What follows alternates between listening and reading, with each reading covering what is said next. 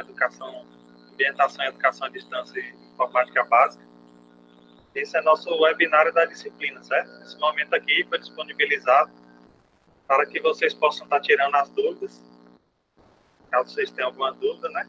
E eu vou trazer algum conteúdo também sobre vírus, ameaças virtuais, né? Que teve algumas mensagens dos alunos pedindo para poder passar esse conteúdo.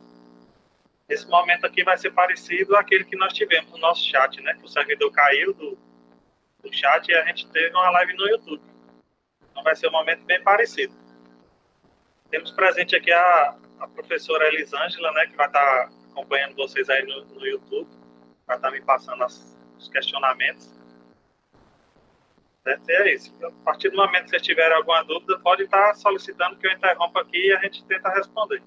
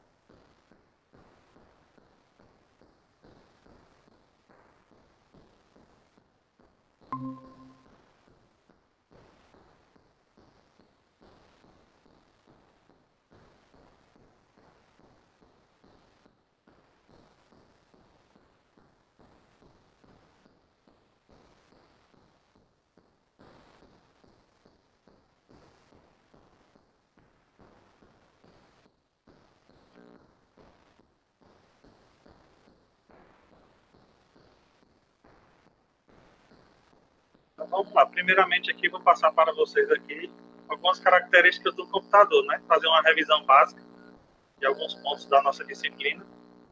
Tendo em vista que você já tem um questionário para responder e algumas atividades, que ainda vai ficar um prazo mais para frente, né? Como o fórum também, que vai ser estendido até dia 30. Vou passar aqui algumas informações básicas, né? Eu separei aqui algumas características do computador. A primeira delas é a alta velocidade de processamento, a alta capacidade de armazenamento. Então, o computador, além de ele processar muito rápido, comparado a nós seres humanos, ele ainda tem uma grande capacidade de armazenamento. Corre o risco que nós temos de esquecer, né, alguma coisa. Então, ele tem essa vantagem também, essa característica. Tem a possibilidade de replicação do conteúdo. Então, todo o conteúdo que tiver nele, ele tem a possibilidade de você duplicar ele, fazer uma cópia idêntica.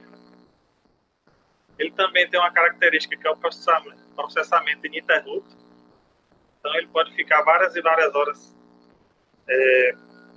processando, sem interrupção, em caso de falta de energia, né, para ocorrer essa interrupção. E outra característica é que ele é programável. Então, essa é uma das mais vantajosas das características do computador, que é ele ser programável. Nós podemos ajustá-los para trabalhar de acordo com a nossa necessidade. Alguns benefícios que também pode trazer com o uso do computador. O primeiro deles é a confiabilidade e exatidão. Então, ele tem exatidão e confiança nas informações trazidas por ele. Dificilmente o computador erra. Precisão no controle de processos. Então, ele é preciso no controle dos processos que é executado dentro dele. Ele aumenta a produtividade. Ele possui uma grande análise de quantidades de informação. Então, se tiver algum vamos supor, arquivo, antigamente, quando não tinha os computadores, as empresas, os arquivos dela eram em papel. Era tudo armazenado em papel. Com o avanço da tecnologia e o início do uso dos computadores no ambiente administrativo, os bancos de dados passaram a ser virtuais. Por isso que essa é um dos benefícios aqui colocado, que é a análise de grande quantidade de informação. Antigamente, com um funcionário, a gente pedisse informação de algum tipo de informação, esse funcionário perdido num monte de papel, ele poderia demorar vários dias para trazer essa informação. O computador, dependendo do que seja, em alguns segundos ele já pode estar trazendo essa informação aí para vocês. Outro benefício importante é o auxílio na tomada de decisões, agilidade nas operações e redução na burocracia. Algumas desvantagens que eu trouxe aqui, né? Tem várias, mas eu trouxe aqui o que eu acho as principais. Que é limitado ao que é programado, então o computador ele só vai fazer aquilo que ele é programado, ele não vai fazer nada mais do que isso. Ele não tem criatividade, então o computador ele não vai criar nada sozinho. Você tem que programar ele para ele estar criando aquilo.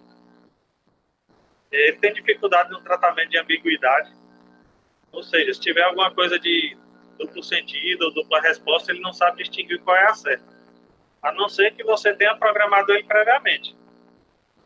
Ainda mais no nosso português, né, que uma palavra pode significar várias coisas, aí depende do que ele foi programado. Outra desvantagem que a gente pode citar aqui é a obsolência. Ele se torna obsoleto muito rápido.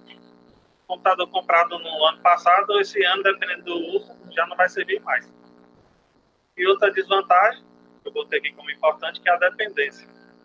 Então, cada vez mais que vai passando o tempo, os seres humanos se tornam dependentes das tecnologias. Isso se torna uma desvantagem, né? E muita gente sabe fazer alguma coisa no computador, quando vai fazer no papel, não sabe fazer. E eu separei aqui também alguns tipos de computadores. Vou passar só o básico aqui. Se vocês tiverem alguma dúvida ou tiver algum questionamento, pode interromper a qualquer momento. O primeiro tipo de computador que eu separei aqui é o computador pessoal. No caso, são esses computadores de mesa, né, que quase todo mundo tem e usa em casa, que são conhecidos também como PC, microcomputadores. Temos também, como na categoria de computadores pessoais, os terminais de rede. Ele tem unidade central de processamento e memória mínima.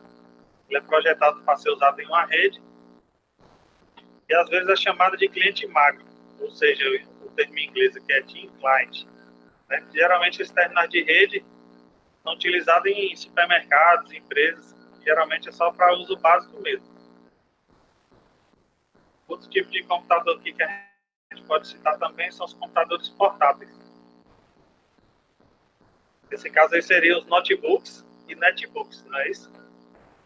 São os nossos computadores que a gente utiliza para fazer nossas aulas em universidades, usar em ambientes variados, né? Não são aqueles ambientes físicos, nossas mesas. As capacidades de processamento e armazenamento são idênticas, até iguais aos computadores de mesa, aos PCs, né? Antigamente, quando foi lançado notebooks, eles eram bem inferiores. Hoje em dia, não. Hoje em dia, existem notebooks tão bons quanto os computadores de mesa. Eles possuem capacidade de conexão tanto cabeada quanto sem fio, Wi-Fi. O tipo de computador aqui, que é o que eu creio que nesse século que nós vivemos é o mais utilizado, que são os computadores manuais, conhecidos também como smartphones. Eu botei aqui alguns exemplos, né, das empresas mais famosas, que é a Apple e a Samsung com o Galaxy. E seu uso é utilizado basicamente para a agenda de compromissos e contatos, agenda de tarefas, e eles também podem executar versões reduzidas de software, como Word, Excel. Existem também versões para estar utilizando nos smartphones, né? Hoje em dia, tem muita gente que não usa computador nem notebook. Ele prefere ter um smartphone potente, smartphone top de linha, vamos dizer assim.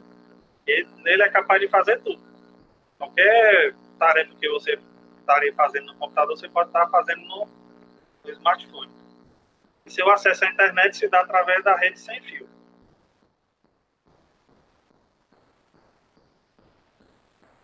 Outros tipos de computadores aqui que eu coloquei são os servidores.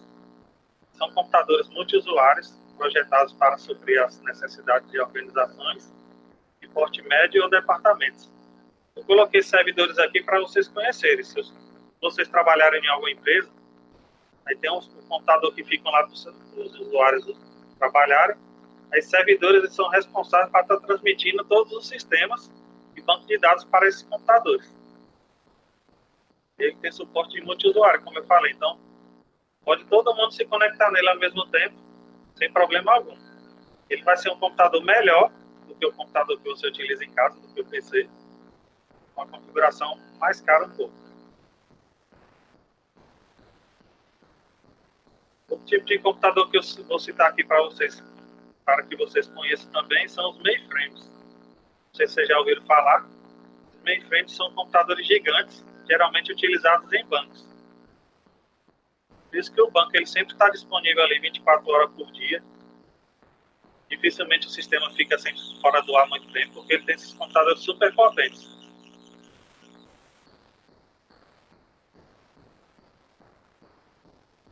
Outro tipo de supercomputador, de computador aqui também que eu coloquei para vocês aqui, são supercomputadores.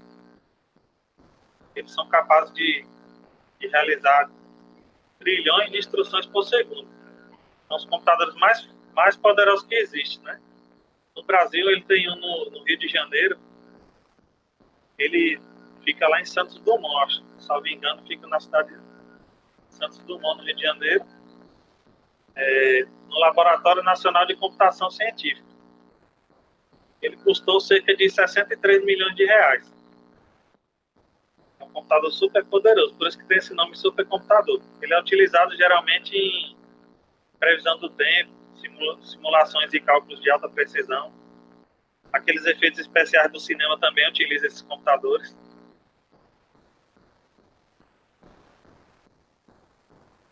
E hardware é a parte física do computador. Aqui nós vamos entrar na parte de hardware e software, certo?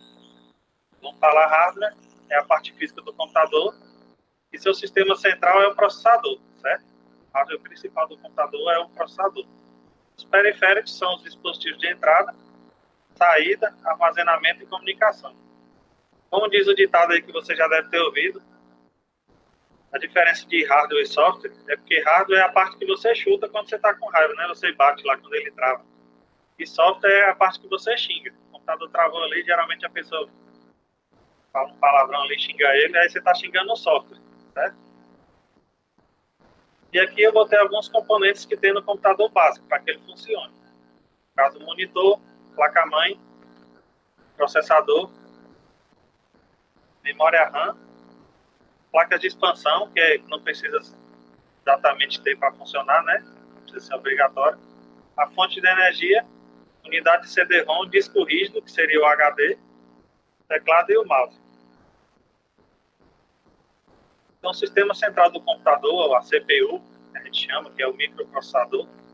E outro erro também que o pessoal comete é confundir CPU com processador, né? Que às vezes chama, eu vou pegar a CPU do meu computador aqui.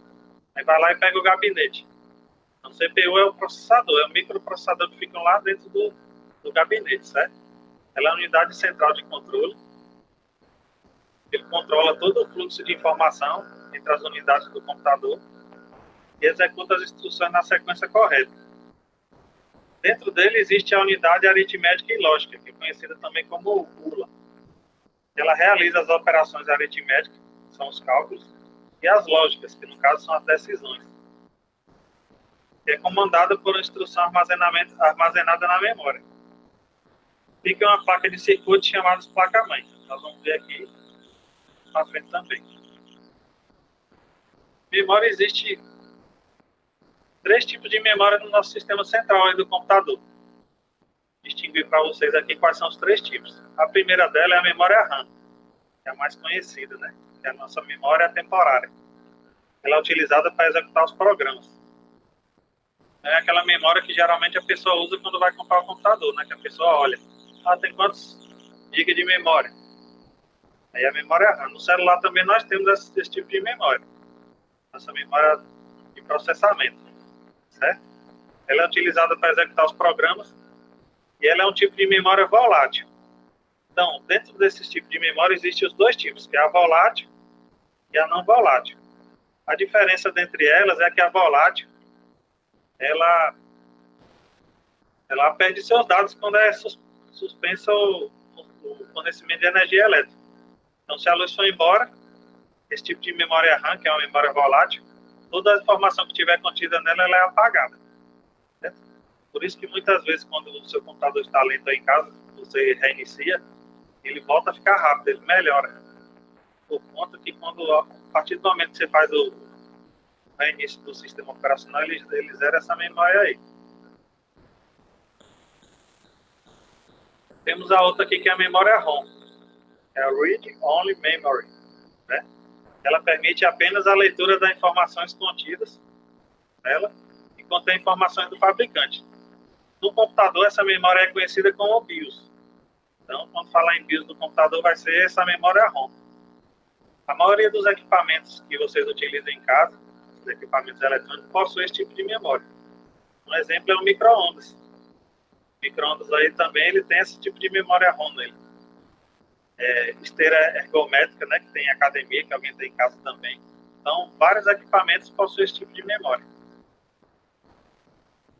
Outro tipo de memória, aqui também que eu vou citar, que também é a mais utilizada aí por vocês, que é a memória secundária.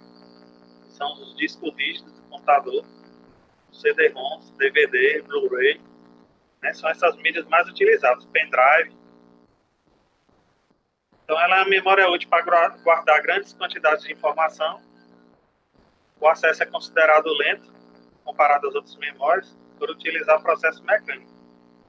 Então, as outras memórias, como a memória RAM, utiliza processos elétricos, por isso que ela é mais rápida, ela é considerada mais rápida do que essa. E essa aqui utiliza processos mecânicos. Aqui tem uma ilustração para demonstrar como é a placa-mãe do computador, certo? Do lado direito da tela aí temos também uma ilustração do processador e da memória RAM.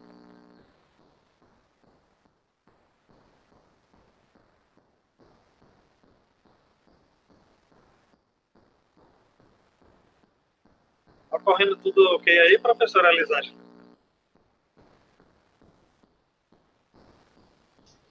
Sim, professor João, nós já temos algumas questões aqui dos alunos. Os slides, A aluna tá passando Raquel direitinho, Guimarães, ela está com dificuldade em transformar o documento de Word em PDF. Então, ela pede algumas orientações para o senhor. certo? Antes de a gente começar então o software aqui, vamos sanar essa dúvida dela aqui. Aqui para a tela inicial. Então, a dúvida é como converter documento do Word para PDF, né? Nós temos duas Na opções. verdade, ela não sabe, professor, como que ela converte o documento do Word para o PDF. Certo. Essa é a dúvida. Nós temos duas opções para fazer isso. A primeira delas é você ter um software que simula uma impressora virtual no seu computador. Tem um software gratuito que é muito utilizado, que é chamado do PDF. Ele é instalado no computador e no momento que você estiver utilizando o documento do Word, você solicita uma impressão normal, pode ser através do comando Ctrl+P, ou selecionando um arquivo no Word e imprimir. E aí ele vai estar lá na opção das impressoras. Aí você escolhe a do PDF e imprime. A outra opção, tem um site muito bacana aí, que é gratuito, com documentos pequenos, que é o I Love PDF. Eu posso estar acessando aqui também e mostrando a vocês aqui como é que faz essa conversão.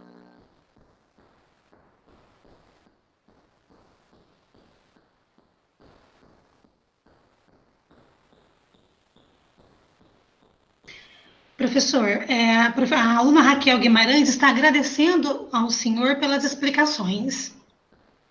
Só vou mostrar aqui. Nós temos mais uma dúvida aqui, professor, da aluna Mari Santos. Ela é do Polo de Arinos. Ela está dizendo aqui para nós que está com um pouquinho de dificuldade na realização da planilha do Excel. O senhor poderia dar alguma dica, por gentileza? Na planilha do Excel, a gente teve o chat de atividade que foi feito um vídeo, tipo uma live no YouTube. E aí eu coloquei lá no ambiente virtual, passo a passo para realizar a atividade. Se ela tiver alguma dúvida específica, ou na condição CI, ou na formatação condicional, Aí veja com ela para poder eu estar explicando essa questão específica. Porque na atividade foi pedido para colocar algumas disciplinas, também algumas notas, né? E calcular a média do primeiro bimestre, segundo bimestre e a média geral. E a partir daí dizer se o aluno foi aprovado ou reprovado. Quanto às disciplinas, o aluno pode estar colocando qualquer disciplina, pode ser do curso ou disciplina do ensino médio, e as notas também podem ser virtual, não precisa ser alguma nota definida por mim, não. Pode ser inventada aí, qualquer nota. O importante é ela calcular a média e botar as fórmulas. Vai ser o importante aí para poder estar avaliando a nota dela.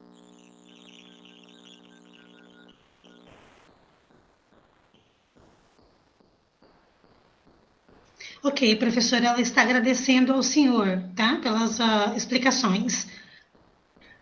A aluna Cecília Santos, ela está aqui fazendo um comentário sobre os supercomputadores que o senhor explicou em aula. Ela diz que é super interessante, muito interessante os supercomputadores. E alguns alunos aqui também, professor, estão dizendo aqui no chat do YouTube agradecimentos ao senhor pelas explicações e dizendo que o senhor trouxe vários conteúdos que eles não se recordavam mais na aula de informática e também nos materiais postados. Muito obrigado de todos eles.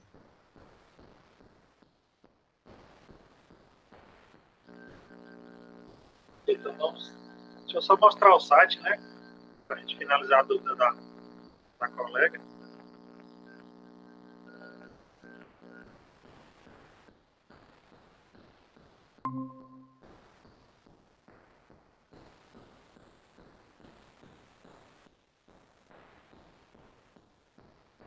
O site seria esse, sai logo PDF. Aí tem aqui uma gama de opções aqui para você estar utilizando. Pode juntar PDF, se tiver 5 arquivos PDF diferentes, pode juntar e transformar em um só. Aí tem a opção de dividir os arquivos em vários. Aí tem um livro, eu só quero o capítulo 1. Eu tenho a opção aqui de separar por capítulo o livro. Diminuir o tamanho aqui, comprimir, diminuir o tamanho do PDF. Aí tem a opção de PDF para o Word, de Word para PDF. Aí tem todas as funções aqui, ó. É um site gratuito, até certa quantidade de informações, né? Se você for pegar 10, 20 arquivos PDF ao mesmo tempo, pode ser que ele não aceite. Mas aí fazendo de pouco em pouco consegue fazer. É um site bem interessante.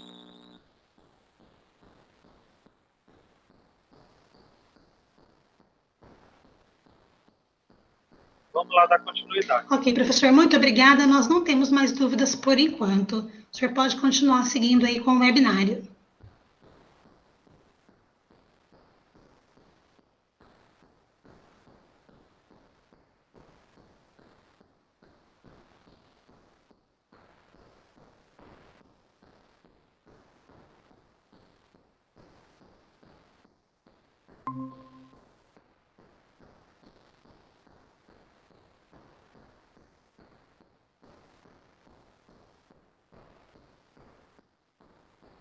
Então aqui o software, né, como eu falei antes, é a parte virtual do computador.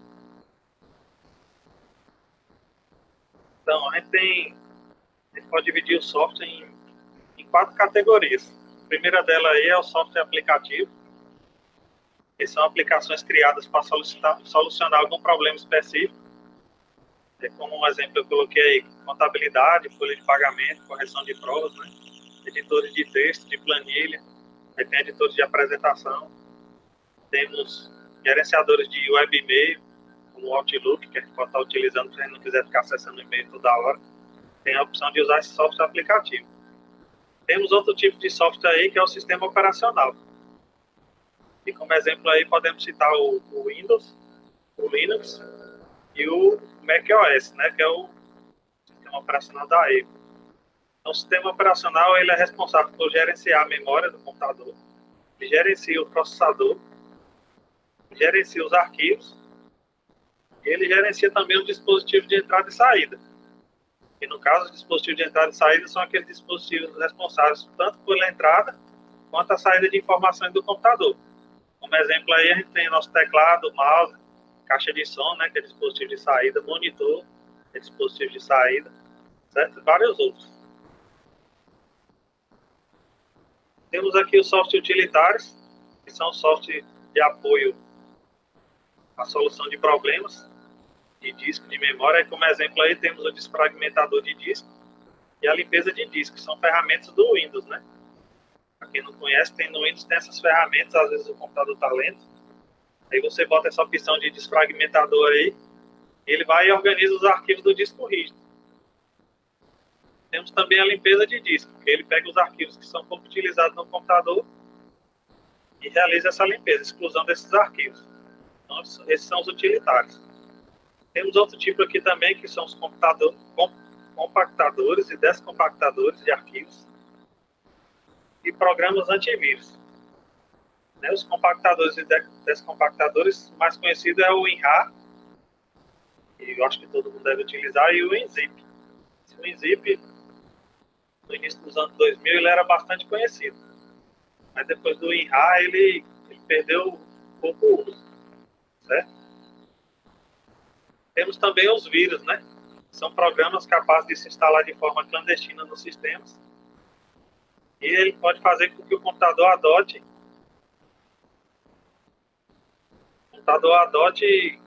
procedimentos perturbadores, né? Vamos fazer uma bolinha pular na tela, fazer aparecer diversas anomalidades no sistema. Temos aqui alguns tipos de software, que no caso é o software proprietário, que são softwares criados por empresas, com a intenção de vender seu produto, né? Então, qualquer tipo de alteração é proibido de software proprietário. Só quem pode alterar, fazer alguma modificação é quem produziu ele. Outra coisa também, para poder você ter a licença, você precisa comprar. São softwares pagos, né? Também não pode distribuir. Como exemplo, o Windows, CorelDRAW, Photoshop, Microsoft Office, são todos exemplos de software proprietários. Então, para você utilizar esse software em sua casa, você precisa adquirir a licença. Qualquer outra forma de utilização sem autorização do fabricante é ilegal. Temos o software também conhecido como freeware, são software gratuito, né? Então não é preciso pagar nada para utilizar e pode ser utilizado por um período indeterminado. Por exemplo, aí o Skype, o Adobe Reader, né, que é aquele leitor de PDF. Então são softwares que você pode utilizar de forma gratuita por tempo indeterminado. Você instalou no seu computador, pode utilizar ele aí por tempo indeterminado, que não vai ser cobrado nenhum valor. Alguns desses softwares possuem suas versões pagas também, né? Ele vai ter as mesmas funcionalidades do gratuito e alguns podem ter acrescentado algumas funções novas, algumas funções mais avançadas, né, nas versões pagas. Temos outro tipo de software aí que é o Open Source, que é conhecido também como código aberto, que são softwares de domínio público. Então ele é público e gratuito. Qualquer pessoa que tenha conhecimento, ele pode estar modificando e distribuindo, compartilhando esse software, certo? Um exemplo mais conhecido aí é o Linux, sistema operacional Linux.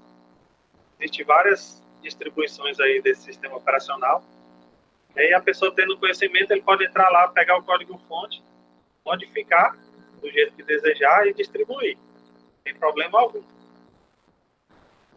Temos também o tipo de software aqui que eu coloquei para citar para vocês aqui, que é o software pirata, né? Que é a cópia ou venda, distribuição de software proprietário, com aquele que eu citei anteriormente, tem o pagamento dos direitos autorais. Então, esse tipo de ação ele se configura crime na Lei 9.609, homologada em 1998. Eu botei um exemplo aqui para vocês entenderem a diferença do original para o pirata. Então, a média do preço do Windows 10. Se você for olhar numa loja, ele está entre R$500 e R$1.000, um Windows 10. E o Microsoft Office, ele fica uma média de R$300 a R$1.000 e poucos também. Aí você vai no camelô e encontra por R$5. Aí você já sabe que você não está comprando uma cópia legítima, né? Uma cópia original. Aí a pessoa está cometendo um crime de pirataria. Certo? Geralmente o pessoal usa em casa software pirata mesmo. Porque você paga para formatar, dificilmente a pessoa vai estar colocando software original. Mas já em empresas é proibido. Porque às vezes algumas empresas sofrem vistorias. E um dos pontos que são vistoriados são os sistemas utilizados dentro da empresa. Não só os sistemas operacionais, como sistemas de controle de estoque, controle de pagamento. Caso seja pirata também, ele pode sofrer algum tipo de punição. E temos aqui o software mínimo recomendado. Você já deve ter visto isso aí. E quando você estiver usando alguma coisa aí e ver falando disso, software mínimo recomendado, e vocês já vão saber que se trata da configuração mínima para funcionar algum tipo de software ou sistema. Então, vou comprar ali o FIFA 2021, que é um jogo de futebol aí mais famoso que tem no mundo. Aí, como é que eu sei se meu computador roda? Aí eu vou lá no software mínimo recomendado do jogo, da aplicação, e vou olhar o que é que ele pede. Nesse caso aqui eu vou ter o exemplo. Software mínimo recomendado aqui. No caso, o computador teria que ter o Windows 7, uma dessas duas versões aqui, profissional ou home, Windows 8 ou 10, para poder funcionar. Ou o sistema Linux. Então, se caso esse computador tivesse o Windows XP, que é a versão anterior desse Windows 7, ele não iria funcionar. Aí temos também aqui o antivírus, que a gente tem que ter cuidado com as licenças e validades também. E a maioria dos antivírus, eles têm as versões gratuitas e pagas. Só que as versões gratuitas, eles têm um problema que geralmente eles dão muito falsos positivos, né? Principalmente o antivírus que todo mundo usa aí, que é o Avast. Você vai utilizar e ele fica dando falso. Inclusive, no meu computador eu utilizava o Avast, esse computador meu aqui de mesa. Toda vez que eu vou acessar o portal do Instituto Federal do Norte de Minas, ele dizia que o site era malicioso, que podia trazer risco ao meu computador. Eu tenho certeza que o site não é, né? Que o site é da instituição. Então, o ruim de software de antivírus gratuitos é esses falsos positivos. Por isso que eu sempre aconselho a pessoa, às vezes, comprar algum antivírus pago. E se alguém perguntar assim, qual é o melhor? Nas últimas pesquisas aí que foi feito, o melhorzinho está sendo o Kaspersky, que custa em média R$90 por ano. E a pessoa pode comprar e sai menos de R$9 por mês, né? Se for dividir em 12 meses. Temos aí o pacote Office, né? Você vê assim, pacote Office. Quer dizer que é o Word e o Excel. Você vê falando assim, pacote Office, a gente está falando de editor de texto, de planilha, editor de apresentação. A gente tem como exemplo o Microsoft Office, no caso é o software proprietário, né? Ele é pago, ele é bem caro. Temos também o LibreOffice, que ele é open source, né? Como a gente viu no exemplo anterior, o open source ele é liberado. Pode modificar, pode instalar, distribuir, fazer o que você quiser com ele. Tudo é livre. Antigamente tinha a versão desse LibreOffice, ele tinha o OpenOffice e tinha o BROffice. Eram softwares distintos, né? E o pessoal não gostava muito de usar porque ele apresentava alguns bugs. Você pegava a planilha do Excel e levava para o editor de planilha do BROffice e dava erro nas fórmulas, não funcionava algumas funções. Já essa versão do LibreOffice ele é idêntica, muito idêntica ao Excel. Então a pessoa, se ela não quiser comprar o Microsoft Office, ela pode estar adquirindo esse LibreOffice aí gratuito, é só botar no Google lá, download a LibreOffice, e aí ele vai estar fazendo o download de forma gratuita, certo? Temos também alguns softwares como os navegadores, geralmente são gratuitos. Eu particularmente, eu nunca vi um navegador pago. Internet Explorer já vem no Windows, temos o Firefox também que já vem no Linux, tem o Opera, tem o Google Chrome também que pode ser baixado de forma gratuita. E aqui vamos trabalhar alguns exemplos aqui de acesso a páginas, né? A busca na internet. Está tendo alguma dúvida, professora?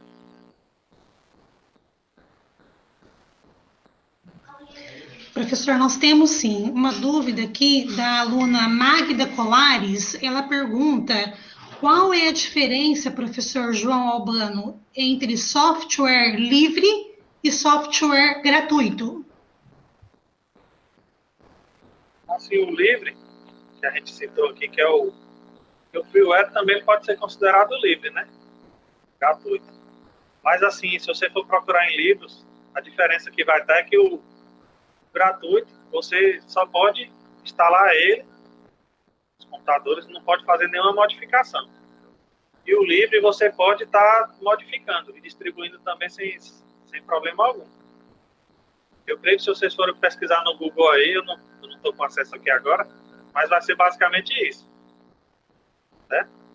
Software gratuito, você vai poder estar instalando ele no computador sem pagar nada e usar ele por tempo indeterminado. E o livre, você além de poder usar ele gratuitamente, você pode também modificar e distribuir. Mais alguma dúvida? Professor, nós temos mais uma dúvida aqui. A aluna Raquel Guimarães, ela pergunta que quando existe um antivírus instalado em nossos computadores, quando devemos realizar a atualização desse antivírus? Somente quando vier a mensagem solicitando atualização? Geralmente os antivírus, quando a pessoa instala, geralmente é programado para fazer a atualização de forma automática e silenciosa. Então, quando você vai instalar um antivírus no computador, você já tem que programar ele fazer essa atualização de forma automática, quando ele se conectar à internet, de forma silenciosa. Ou seja, então, quando ele for atualizar, ele não lhe avisa. Ele faz ali, você nem percebe que ele atualizou, que ele teve algum problema. Ok, professor. A aluna Thalita Marques de Brito pergunta também se o senhor poderia dar exemplos e falar um pouquinho mais sobre software proprietário. Então, o software proprietário são aqueles software, geralmente o software mais famoso, né? Eu gosto de, em minhas aulas, dizer assim. São aqueles software mais conhecidos. Como o Windows,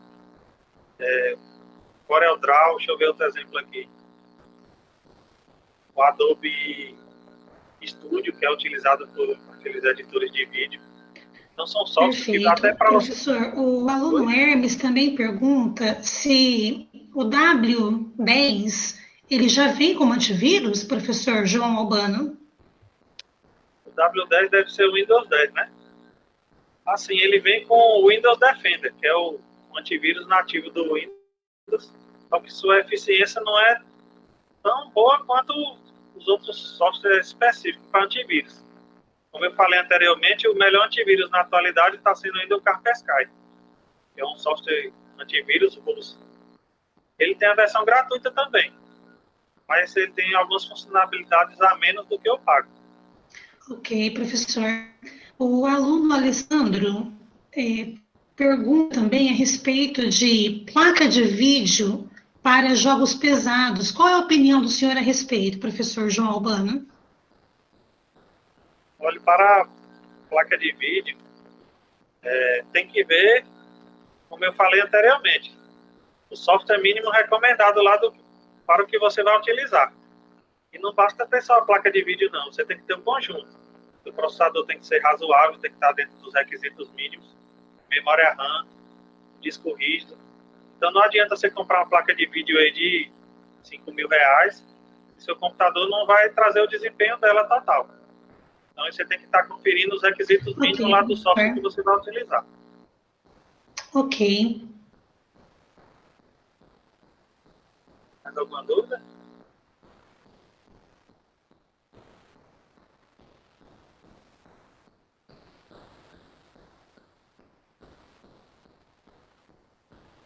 Professora aluna G, para terminar por enquanto nossas dúvidas, uma pergunta a respeito do Windows Defender. A gente tem esse tipo de software de antivírus no notebook. É suficiente, professor João? Precisa ter outro antivírus também associado? Geralmente o Windows Defender ele é um software antivírus básico, né? Ele vai monitorar as funções do sistema operacional, o que vai estar sendo executado naquele sistema, se vai ter algum malware, alguma coisa assim. E ele bloqueia algumas ameaças, não são todas. É recomendável ter um antivírus a mais. a trabalhar juntamente com o Windows Defender.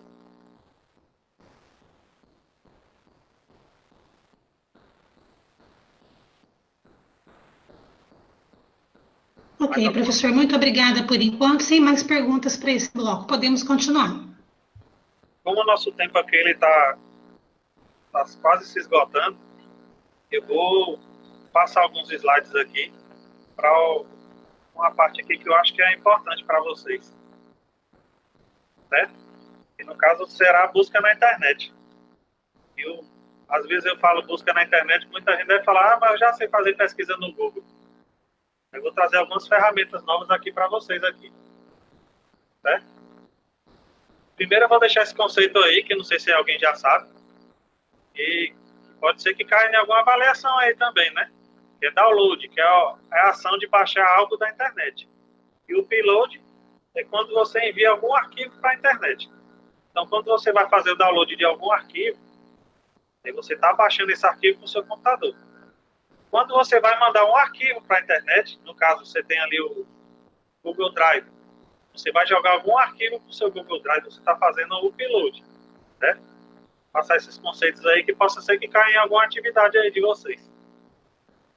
Aí vamos aqui ver alguns métodos de busca, bem rápido mesmo. Eu gosto sempre de passar porque às vezes a gente pensa que conhece busca na internet, mas tem um bocado de macete bem interessante que facilita a nossa vida. O primeiro aí é busca forçada, né? Que é quando queremos forçar a procura por uma determinada palavra ou alguma frase. Utilizamos o operador de soma, né? Que é o sinal de adição. Como exemplo aí, eu coloquei aí embaixo aí. Vamos buscar aqui a frase, como programar em C. C é uma linguagem de programação, né? Para quem não conhece. Aí, nesse caso, para a gente fazer uma busca forçada, iríamos colocar o sinal de adição. Aí, mais, como programar mais em C. Certo? Aí, eles iriam forçar a busca nessa palavra aí que a gente definiu. Nessa frase aí. Ia ser uma busca forçada. Temos também, assim como a busca forçada, a busca excluída.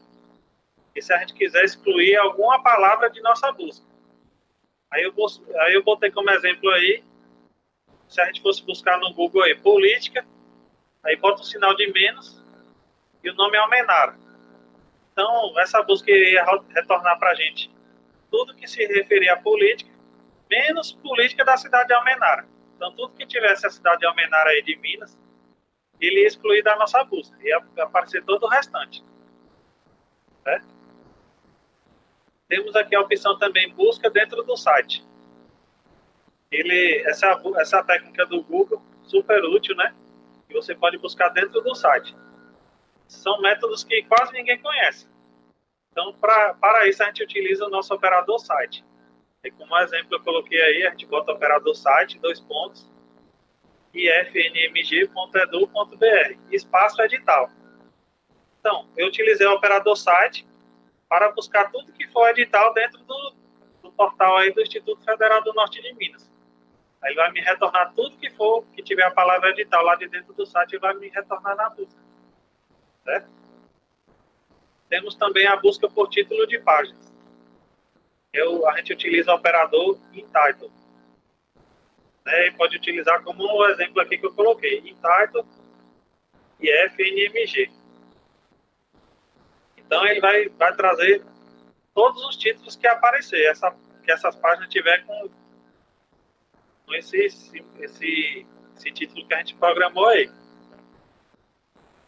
Certo? Temos outra opção também aqui, que é All in Title. Ele faz a procura por mais de uma palavra. Vamos supor. All in Title, software livre. Ele vai buscar todos os títulos que tiver essas duas palavras aí. Software e livre. Temos outro aqui que é in URL. É o operador que usamos para encontrar qualquer palavra que esteja incluída na própria URL de algum site. Um exemplo. Site, que é aquele operador que a gente utilizou anteriormente, né? Aí eu botei esse site vivolinux.com.br, que é um site de dicas para utilizar, manusear o sistema operacional Linux. Aí eu coloquei o outro operador, que é o IN-URL, dois pontos dicas. Então, ele vai procurar tudo dentro do site BibleLinux referente a dicas e vai trazer para a nossa pesquisa. Então, se eu só estiver querendo dicas lá dentro, ele vai me trazer tudo que tiver sobre dicas. Nada mais. E se eu chegar lá e fizer uma busca no BibleLinux, ele vai me trazer tudo. Então, a partir do momento que eu uso esse operador IN-URL aí, definindo ele com parâmetro dicas, ele vai trazer somente nossa pesquisa, tudo que for relacionado a dicas. Isso é muito útil quando a gente estiver fazendo alguma pesquisa de algum assunto que a gente está estudando aí. A gente pode pesquisar dentro daquele site só o assunto. Tipo, geografia.com.br. Eu não sei se existe esse site, né? Estou inventando aqui. Site geografia.com.br. Em URL, relevo. Ele vai trazer tudo que tiver de relevo dentro daquele site. Essa ferramenta é muito útil. Temos outro tipo de busca aqui, que é a busca por extensão. A gente vai utilizar esse método de busca quando a gente quiser algum tipo de arquivo específico, como o formato PDF. Supor que na minha busca eu só quero receber arquivos em PDF. Aí eu vou utilizar esse operador file type. Então, eu chegar lá no Google e colocar Linux, file type, .pdf, ele vai me trazer todas as pesquisas relacionadas ao Linux em formato PDF. Isso pode ser usado em qualquer formato, certo? .doc, se eu quisesse do Word. .odt, se eu quisesse do editor de texto do LibreOffice. O próximo é a busca por informação. Ele vai lhe trazer a informação do site. Ou seja, a definição, né? Ele vai dizer a definição daquele site. Geralmente, quando o site é hospedado, a pessoa registra ali o ramo de atuação, qual é o interesse dele na internet. Aí eu coloquei o exemplo aí do UOL. Chegar no Google aí e vocês digitaram info.uol.com.br, provavelmente ele vai trazer alguma informação sobre o site. Tipo, o UOL é uma empresa relacionada a notícias. Não sei dizer como é que está escrito lá, que eu não cheguei a pesquisar. Só coloquei o exemplo aí para poder estar mostrando aí como é que funciona. Temos também a busca Coringa. Né? Essa busca Coringa aí, o método vai ser parecido aos outros, só que a gente vai utilizar o operador asterisco. Tipo, a gente vai procurar algo no site do Instituto Federal, só que a gente não sabe o que a gente está procurando. Tipo, eu coloquei como exemplo, eu estudou no Instituto Federal Norte de Minas Gerais. Aí eu botei um asterisco antes. Vocês podem observar aí. Ele vai lhe retornar nessa busca todos os sujeitos que vêm agrupados com estudou no Instituto Federal. Então ele vai procurar todo mundo que estudou no Instituto Federal. Se tiver com essa marcação aí. Certo? A gente não conhece o sujeito que a gente está procurando. Então a gente vai utilizar essa busca Coringa. Mais alguma dúvida, professora?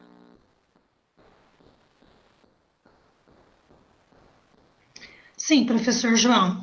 A aluna Juliana Viana pergunta para o senhor, professor João Albano, qual o melhor antivírus gratuito? Olha, o melhor antivírus gratuito, o mais utilizado é o Avast. E, salvo engano, o Kaspersky tem a versão gratuita. Se tiver, eu recomendo, porque das versões pagas, o melhor antivírus pago é o Kaspersky. Mas gratuito. Sim, professor. A aluna Iranete do Nascimento pergunta para o senhor poderia explicar um pouco mais ou comentar a respeito das gerações de computadores? As gerações. Eu posso estar explicando, sim, essas gerações aí. Mas a gente pode estar marcando, porque é um conteúdo demorado, a gente precisaria de mais ou menos umas meia hora para a gente estar passando essa questão das gerações dos computadores. A gente pode estar marcando algum outro chat, a gente fazer uma outra live aí durante a semana. Eu posso estar marcando com ele, sim, para a gente estar acionando essa dúvida aí. Ok, professor. O aluno Soares pede para o senhor explicar, por gentileza, as diferenças entre memória ROM e memória RAM. memória ROM, memória RAM. Pronto, As principais características, né, de distinção entre uma e outra. Então, a característica aqui da memória RAM, a primeira que a gente pode citar, é que ela é uma memória temporária, ou seja, os dados dela não ficam só por um tempo, pouco espaço de tempo, né? Ela não fica gravada eternamente. Ela é utilizada pelo usuário para executar seus programas, como Word, Excel. Então, para estar executando esses programas, ela é utilizada a memória RAM. E ela é uma memória volátil, ou seja, como eu falei antes, aquele tipo de memória temporária. Ela é a memória que, quando o fornecimento de energia é interrompido, todas as suas informações são perdidas. Certo? E memória ROM, que é a memória que eu citei como exemplo da BIOS, ela permite apenas as leituras das informações contidas nela. Você não pode estar gravando e apagando constantemente, como a memória RAM. Ela geralmente vem com a informação do fabricante. No computador, a gente reconhece ela na BIOS. Certo? Ok, professor. Então, a nossa última pergunta agora, antes do encerramento, né? Os meninos estão com mais algumas dúvidas, mas depois nós responderemos aí através do chat, né? Enfim, através do AVA. A nossa última questão aqui para o senhor é da aluna Rayane Almeida. Ela pergunta, professor João Albano, o antivírus Avast Free é um bom antivírus? Olha, o Avast ele é muito utilizado. Eu acho que é o mais utilizado que está tendo ultimamente. Só que, como eu disse, tem alguns passos positivos, né? Eu mesmo utilizava o Avast gratuito. Aí tinha alguns sites de institutos federais que eu ia entrar para fazer meus trabalhos, que ele dizia que o site era malicioso. E aí bloqueava o site. Mas é um antivírus bom. Para usar o básico, né? Usa o Windows Defender, que é o que vem no Windows, e pode estar adicionando o Avast. Não tem problema algum.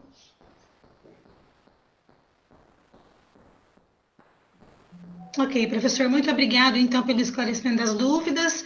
Então, nós estamos já próximo ao encerramento. O senhor pode conduzir, então, o restante dos slides e depois encerrar. E muito obrigada pelas explicações, professor João Albano. Vamos dar continuidade aqui. O próximo tópico aqui que eu separei, que eu achei importante, foi os códigos maliciosos, que são os malwares. O primeiro deles aqui é o vírus, que é um programa ou parte de programa de computador, normalmente malicioso, que se propaga inserindo cópias de si mesmo e se tornando parte dos outros programas e arquivos. O vírus geralmente ele entra no computador e vai se propagando, como o vírus no ser humano, né? Uma pessoa pega e sai passando para os outros. Se você estiver na rede, ligado numa rede de computadores, a maioria dos vírus consegue se propagar.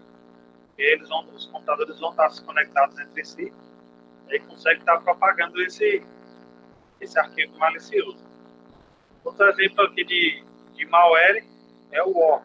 Ele é um programa capaz de se propagar automaticamente pela rede, enviando cópia de si mesmo de computador para computador. Então, esse worm aqui, ele não precisa você estar abrindo nada. Ele se propaga automaticamente. Se bastou ligar o computador ali na rede infectada, ele já pega o malware.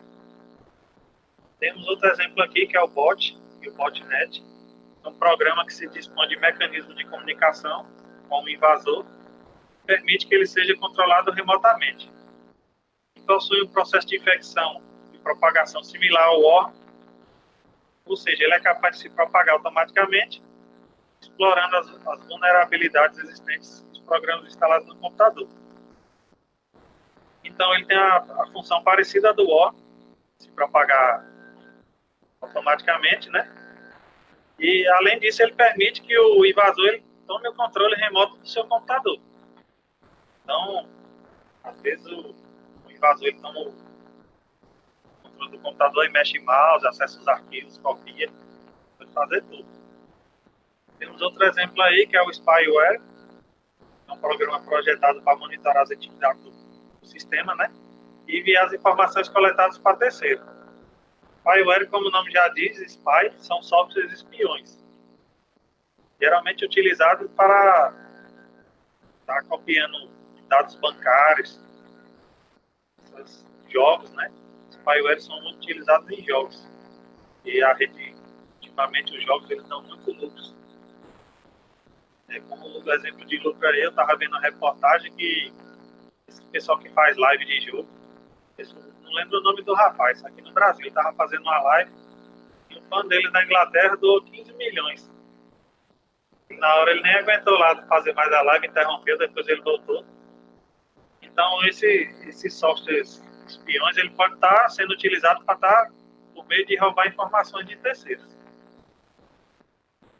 Outro tipo de software malicioso é o keylog. Ele é capaz de capturar e armazenar as teclas digitadas no computador. Então, ele é como se fosse um spyware. Uma diferença que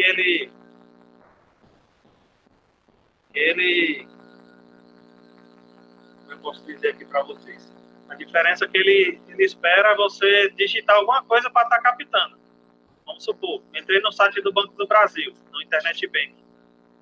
Aí quando eu vou digitar meu usuário e minha senha, ele registra que você está no site do Banco do Brasil e captura o login e a senha que você digitou. Ele cria um arquivo de texto, um arquivo chamado de log. Dentro desse arquivo ele vai dizer que aquele texto que você está digitando é referente ao Banco do Brasil, e vai registrar seu usuário e sua senha que você digitou. Outro tipo de código malicioso é o screen log.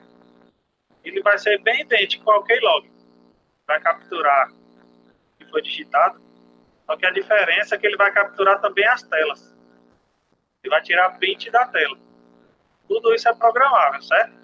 O invasor, vamos supor que ele programou o screen log para tirar o print da tela do seu computador a cada 10 segundos.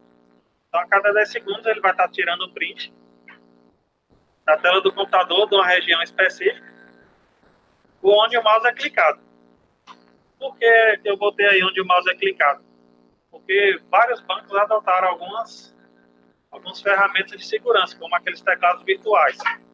E você, em vez de digitar a senha, você clica.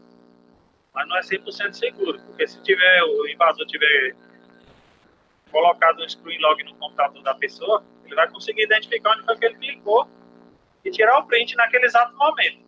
Então ele viu que clicou ali no número 9, tirou o print, ele vai saber que a senha tem um 9. Depois é só tentar as combinações possíveis lá para poder estar conseguindo decifrar. Outro exemplo aqui de malware é o adware. Ele é projetado especificamente para apresentar propagandas e pode ser utilizado para fins legítimos, ou seja, né, ele não é só utilizado para fins ilegais, ilegítimos, né, quando incorporado a programas e serviços em forma de patrocínio. O adware aí, eu acho que é o malware aí, entre aspas, né, e muitas vezes ele não é malicioso. Todo mundo conhece.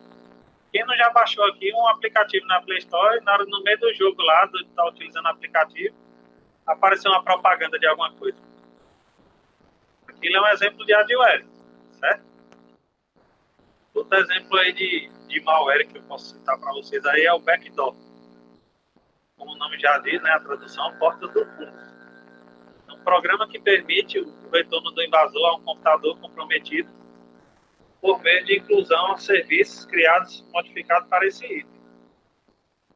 Muitas vezes tem algum serviço no Windows, ou algum software que a gente utiliza, ele tem uma porta programada para ele utilizar. Aí nosso antivírus não vai bloquear essa porta, porque vamos supor, o Skype utiliza a porta 20. Ele não vai bloquear, porque ele já sabe que a porta é do Skype. Aí muitas vezes esse backdoor ele se aproveita ali dessa brecha, quando o Skype não está em utilização, aquela porta está aberta lá, vazia. Ele se aproveita nessa hora para poder estar tentando infectar. Outro exemplo aí de malware é o cavalo de Troia, o Trojan, né? Todo mundo já deve ter ouvido falar também, que ele é bem conhecido. Pelo menos nos anos 90 para cá, ele foi o mais famoso assim, propaganda.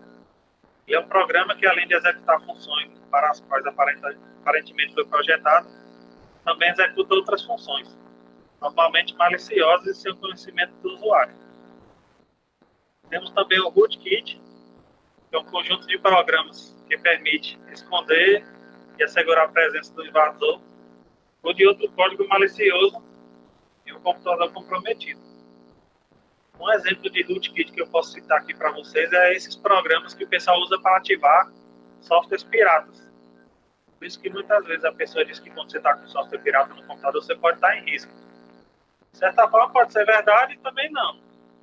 Porque você pode estar infectado com alguma coisa, mas às vezes ninguém está tendo interesse em obter seus dados, né? Aí aqueles programas utilizados para ativar sistema operacional, ativar os pacotes Office, ativar o software pirata, geralmente ele utiliza esse malware aí, esse rootkit. Temos outro tipo aqui, que não é um malware específico, mas a gente considera como golpe na internet. Eu gosto sempre de passar em minhas aulas, que todo mundo conhece, mas às vezes a pessoa não conhece o nome, qual é a forma que chama. É o phishing, né? Em português pode ser chamado de pescaria. Que é o tipo de fraude no meio ao qual o golpista tenta obter os dados pessoais e financeiros de um usuário, por meio de utilização combinada de meios técnicos e engenharia social. Então, esse golpe internet está dentro da engenharia social, certo? Que é uma área que a gente estuda em segurança da informação. Então, o phishing ele ocorre por meio de envio de mensagens eletrônicas. Um exemplo aqui que a gente pode ter é de bancos, né? Quem nunca recebeu um e-mail aqui do banco? Seus dados estão incompletos, você necessita enviar um e-mail informando. Ele vai lhe pedir você para informar alguns dados, algumas coisas. Outro e-mail também que todo mundo recebe, e-mail praticamente todo dia chegam para mim. Você ganhou um prêmio aqui por comprar na nossa loja. E preenche os dados abaixo para poder estar recebendo seu prêmio. Outro também que chega muito é: você foi contemplado em nosso cartão de crédito com limite de X reais. Informe seus dados. Então, são mensagens eletrônicas que de alguma forma tentam obter informações suas, né? Para depois estar conseguindo acessar contas bancárias, e-mails, outras coisas pessoais.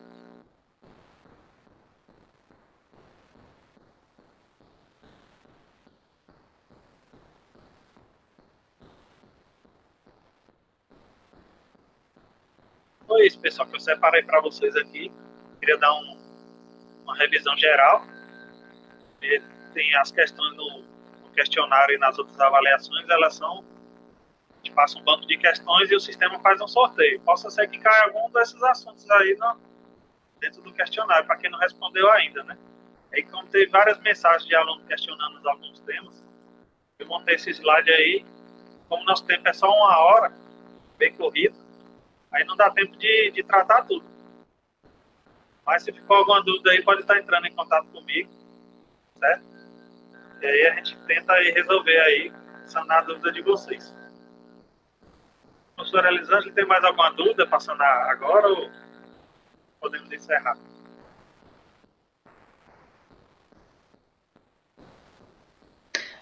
Professor João, nós não temos mais questões por enquanto, então já pode encaminhar para os encerramentos. Os alunos estão agradecendo mais uma vez a atenção do senhor e as explicações. Estão elogiando muito a aula e parabenizando o senhor. Obrigada.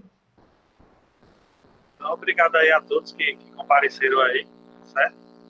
Agradecer também a professora Elisângela, que deu apoio aqui, e o pessoal do estúdio que está fazendo nossa transmissão. E queria dizer a vocês também que às vezes eu demoro um pouco para responder, mas eu procuro responder vocês no máximo 24 horas.